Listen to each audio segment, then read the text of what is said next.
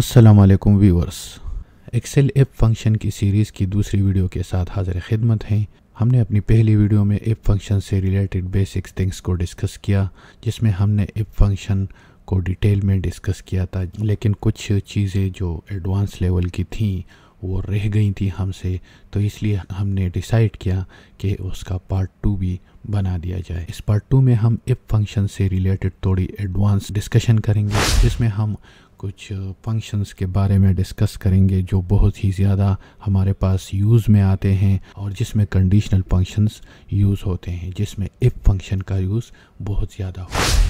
इसके अलावा हम एक्स लुकअप के साथ इफ फंक्शन को यूज़ करेंगे। एक्स लुकअप का इस्तेमाल करके हम 3-4 टेबल से डेटा कलेक्ट करके एक ही टेबल पर अप्लाई कर सकते हैं by using if function along with x lookup function. इसके बाद हम कुछ कंडीशनल फॉर्मेटिंग करेंगे ताकि डेटा को विजुअली एक्सप्लोर कर सकें किसी भी लॉजिकल टेस्ट अप्लाई करने के बाद। तो वीडियो को शुरू करने से पहले मैं आपको कुछ टिप्स देता चलूं ताकि हमारी प्रोडक्टिविटी और निखर सके और हम और तेज़ी के साथ काम कर सकें। नाज़रीन, हमने एक वीडियो बनाई है एक्सेल डायनेमिक टेबल के लिए। एक्सेल डायनेमिक टेबल, जिसे हम प्रॉपर एक्सेल टेबल भी बोलते हैं, वो क्या होती हैं और वो किस तरह काम करती हैं, उसके लिए हमने डायनेमिक टेबल के उन्वान से एक वीडियो ऑलरेडी अपने यूट्यूब चैनल पर अपलोड की हुई है, जिसको आप ऊपर बाएं जानिब की लिंक के ज़रिए एक्सेस कर सकते हैं।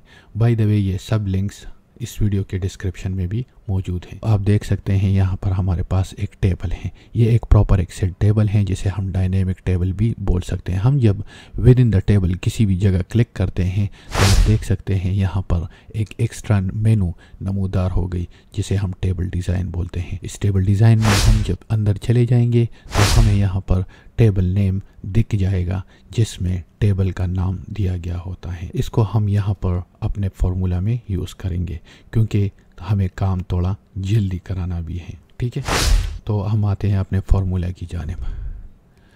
सबसे पहले मैं माउस का यूज़ करके रेंज लूँगा, क्योंकि काउंट इफ, सम इफ या एवरेज इफ को यूज़ करने के लिए आपने रेंज लाजिम लेना होता है। पहले मैं माउस का यूज़ करूँगा ताकि आपको समझ आ जाए कि एक्सेल की डायनेमिक टेबल में रेफरेंसिंग कैसे होती है। उसके बाद हम प्रैक्टिकली माउस को यूज़ किए बगैर बाकी के सब फंक्शंस डिस्कस करेंगे। तो सबसे पहले हम काउंट इफ का फंक्शन यूज़ करते हैं।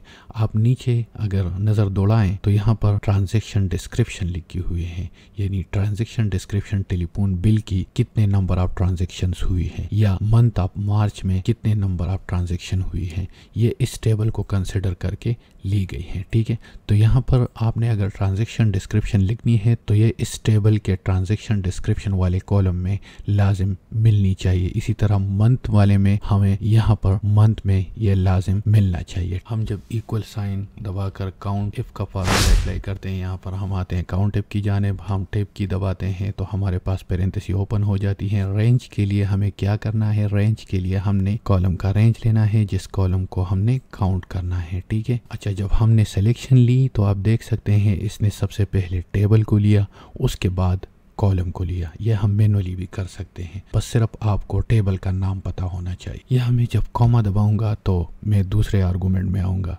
काउंट इफ के फंक्शन में सिर्फ 2 ही आर्गूमेंट्स होते हैं, एक है रेंज और दूसरी क्राइटेरिया। क्राइटेरिया में आप इसमें ट्रांजैक्शन डिस्क्रिप्शन दे सकते हैं, क्योंकि मैं चाहता हूं कि इधर लिखे गए ये वाला सेल B18 में जो भी आए उसकी ट्रांजैक्शन काउंट करो कि number of transaction related to the transaction description कितनी है। मैं पेरेंथेसिस क्लोज करके इंटर दबाता हूँ तो आप देख सकते हैं इसने 5 की वैल्यू दे दी कि टेलीफोन बिल के लिए 5 नंबर ऑफ ट्रांजैक्शंस हुए हैं। मैं यहाँ पर कोई एक और ट्रांजैक्शन लेता हूँ तो आप देख सकते हैं वैल्यू चेंज हो गई, यानी how many transaction done with stationery is 3। अच्छा, इसके अलावा मुझे अब मंथ के लिए अप्लाई करना है, तो मैं क्यों टेबल में जाकर और फिर सिलेक्शन लेकर और फिर अप्लाई करूं, क्योंकि हो सकता है मेरे पास फार्मूला बहुत ज़्यादा हो, मैं टेबल नेविगेट नहीं करूंगा, मैं यहाँ पर मैनुअली करूंगा सब कुछ। बस शर्त ये होना चाहिए कि मुझे टेबल का नाम पता हो। टेबल का नाम मुझे ऑलरेडी पता है, इसका नाम ट्रांजैक्शन है। ठीक है, मैं यहाँ पर आता हूँ और ये फार्मूला मंथ के लिए अप्लाई करता हूँ, इक्वल टू काउंट इफ, और रेंज के लिए मैं ट्रांजैक्शन के टेबल में चला जाता हूँ। यहाँ पर आप देख सकते हैं ये ट्रांजैक्शन का टेबल है, बाकी के फंक्शन है, एक्सेल फंक्शन है, तो मुझे ट्रांजैक्शंस देनी है। ठीक है, टैब की दबाऊंगा, ट्रांजैक्शन की टेबल सब की सब इसने सेलेक्ट की। अब मुझे स्पेसिफिकली कॉलम सेलेक्ट करना है। कौन सी कॉलम सेलेक्ट करना है? ये वाली कॉलम सेलेक्ट करना है। ये वाला कॉलम सेलेक्ट करने के लिए मैं सबसे पहले ब्रैकेट यूज़ करूँगा। ब्रैकेट जब मैं यूज़ करूँगा तो मेरे पास इस टेबल से रिलेटेड सारी की सारी रेंजेस आ जाएगी। मुझे क्या लेना है? मुझे ट्रांजैक्शन डिस्क्रिप्शन लेनी है। टैब की दबाऊंगा, ट्रांजैक्शन डिस्क्रिप्शन सेलेक्ट की। अब मैं यूं ही ब्रैकेट को क्लोज करूंगा, आप देख सकते हैं इसने ऑटोमेटिकली हाईलाइट किया कि ये वाली रेंज आपकी सेलेक्ट हो गई। मैं जब कॉमा दबाता हूं तो एक आर्गूमेंट से दूसरे आर्गूमेंट में चला जाता हूं। क्राइटेरिया के लिए मैंने सेलेक्ट करनी है B18, मैं मैनुअली लिखता हूं B18। आप देख सकते हैं इसने ऑटोमेटिकली B18 सेलेक्ट कर दिया। मैं पेरेंथेसिस क्लोज करके जब एंटर दबाऊंगा तो आप देख सकते हैं how many transaction done in March, it is 3। अब मैं यहाँ पर इसको सेलेक्ट करके फरवरी लिखता हूँ तो फरवरी से related how many transaction done in February, it is 3। अब मैं सम इफ फंक्शन को इसी तरह यूज़ करूँगा, ठीक है।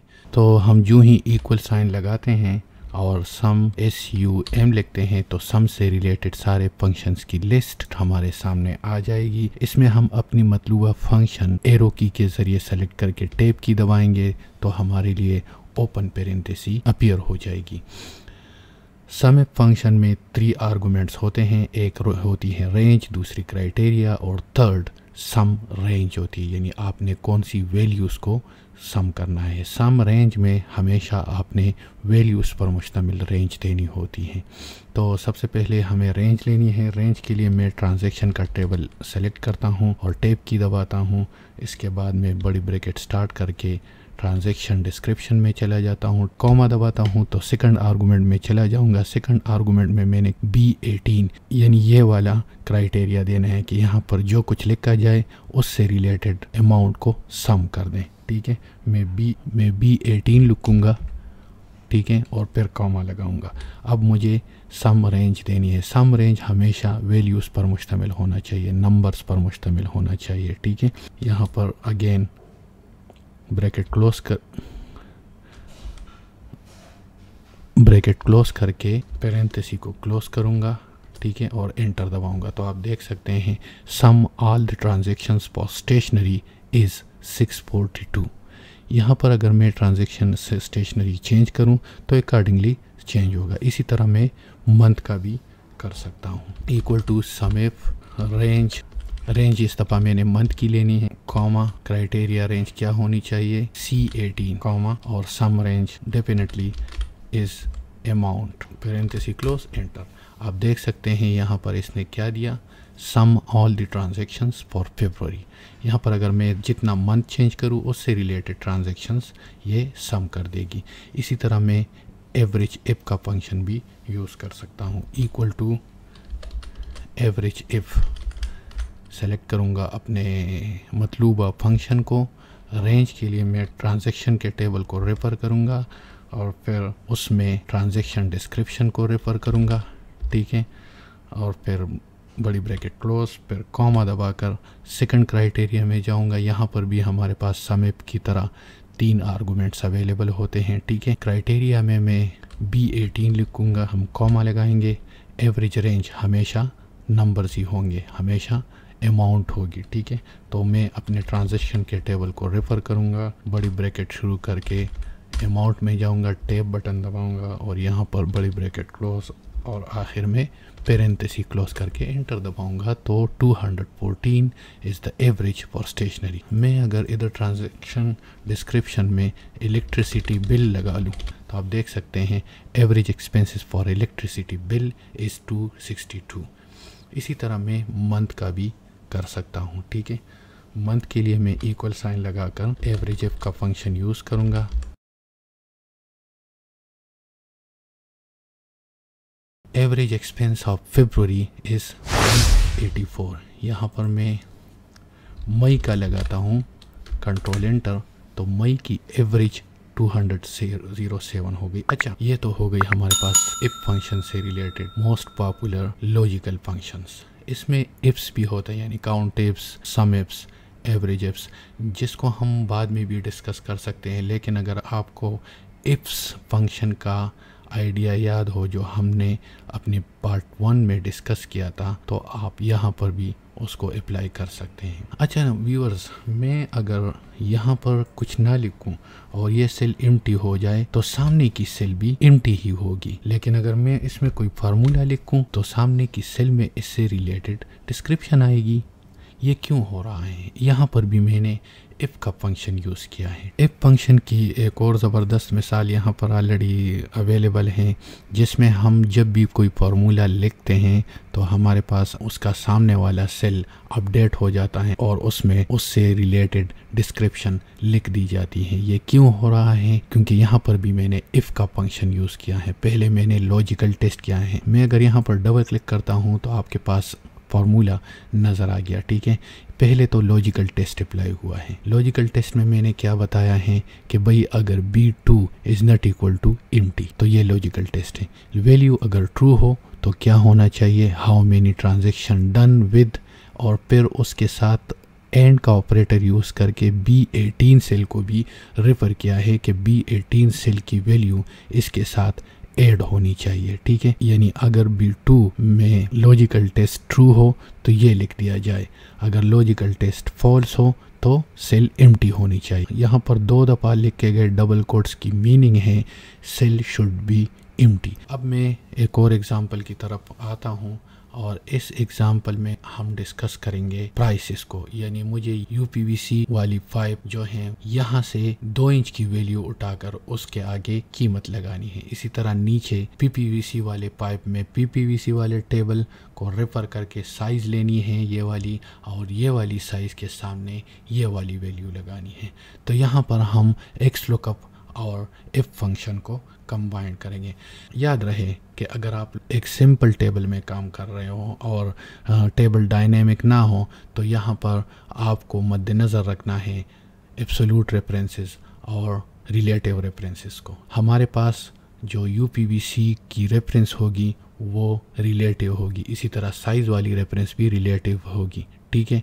क्योंकि यहाँ इसको मूव होना है और जो फार्मूला काफ़ी होता जाएगा तो यहाँ पर रेफरेंस चेंज होगी ए और बी वाली कॉलम की, लेकिन इन टेबल्स की रेफरेंस चेंज नहीं होनी चाहिए। इक्वल टू एफ और UPVC, if UPVC is equal to UPVC comma if value is true then apply x lookup. x lookup value should be size an inch comma lookup array comma return array. यहाँ पर ये वाली values absolute होनी चाहिए। Select करूँगा, F4 की दबाऊँगा और ये वाली वैल्यू भी एब्सोल्यूट रेफरेंस हो, ठीक है। ये B2 और F7 वाली भी हमारे पास एब्सोल्यूट रेफरेंस होनी चाहिए, ठीक है। A और B वाले कॉलम को रिलेटिव रेफरेंस बनाना है, बाकी सब रेफरेंसेस को एब्सोल्यूट रेफरेंस बनाना है, यानी डॉलर साइन होनी चाहिए रो के सामने भी, और पेरेंथेसिस क्लोज हमारे पास एक्स लुकअप बन गई। अब मैं यहाँ पर कॉमा दबाता हूँ, अगर वैल्यू फॉल्स हो तो दोबारा लॉजिकल टेस्ट कर दें, ठीक है। इफ ब्रैकेट स्टार्ट, फिर मैं यूपीवीसी में जाऊंगा इक्वल टू पीपीवीसी, यहाँ पर इसको एब्सोल्यूट बना दूंगा, कॉमा एक्स लुकअप अप्लाई करें। If value is true then apply X lookup for size in inch, comma lookup array absolute reference, comma return array should be absolute reference F4, और फिर parenthesis close, फिर comma. अगर फिर भी value false हो तो दोबारा एक और लॉजिकल टेस्ट अप्लाई करें। इस लॉजिकल टेस्ट में ये वाला सेल इक्वल होना चाहिए CPVC के। यहाँ पर इसको मैं F4 दबाकर एब्सोल्यूट रेफरेंस में कन्वर्ट करूँगा, और फिर comma if value is true then apply X lookup for size in inch, comma this size F4 for absolute reference, comma return array should be this, should be absolute reference. अब मैं इसको close करता हूँ, ठीक है। If value is false, मैं कामा लगाता हूँ तो मैं फॉल्स के वैल्यू में आ गया। तीनों कंडीशंस मैंने अप्लाई की। अब अगर फिर भी वैल्यू ना मिले तो सेल एम्प्टी होनी चाहिए। मैं पेरेंथेसिस तब तक क्लोज करूँगा जब तक कि सबसे पहली वाली पेरेंथेसिस मेरे सामने बोल्ड ना हो जाए। एंटर दबाऊंगा तो आप देख सकते हैं कि यहाँ पर ये वैल्यू आ गई। मैं डबल क्लिक मैं डबल क्लिक करके इसको कॉपी करूँगा तो हर एक साइज़ के सामने टाइप को मद्देनज़र रखते हुए उसकी प्राइस हमारे सामने आ गई। अभी ये टाइप CPVC है, 4 इंच है, 43.95 ये वाली वैल्यू है। ठीक है, तो ये सब हमने कंडीशंस के साथ एक्स लुकअप अप्लाई कर दिया कंसिडरिंग द 3 टेबल्स। अगर हमारे पास 4 टेबल हो तो हम 4 का भी कर सकते हैं, लेकिन उसके साथ फिर हम 4 लॉजिकल टेस्ट अप्लाई करेंगे। व्यूअर्स, हम बढ़ते हैं अपने अगले एग्जांपल की जानिब, जहां पर हम एक मरतबा फिर लॉजिकल टेस्ट अप्लाई करेंगे to visualize the required data. यहाँ पर हमारे पास 2 किस्म के टेबल हैं, एक ट्रांजैक्शन से रिलेटेड है और दूसरी टेबल एम्प्लॉयज़ से रिलेटेड है।